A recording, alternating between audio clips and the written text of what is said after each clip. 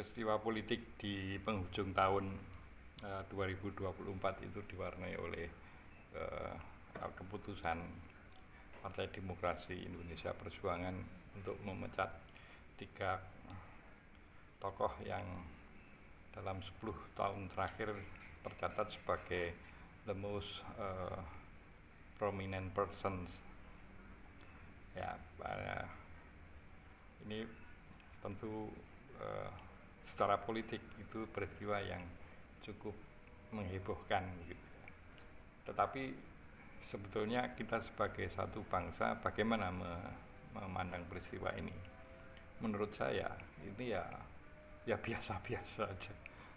Artinya kalau ada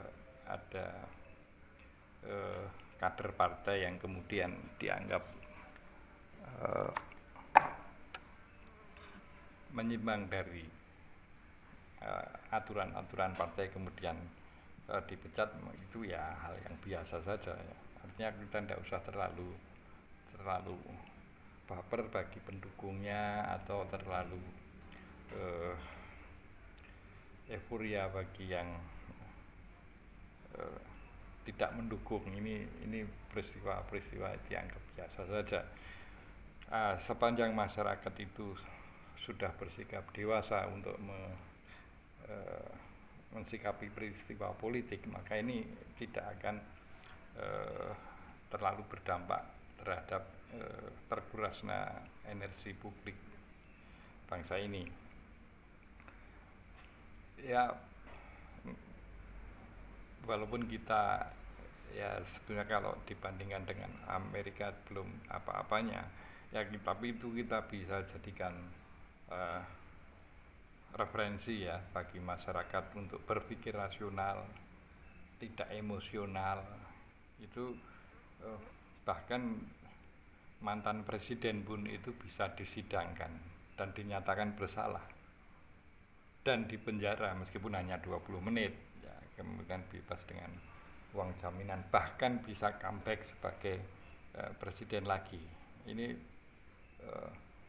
satu referensi bahwa ya hukum equal before the law secara benar-benar ya. Kemudian masyarakat melihat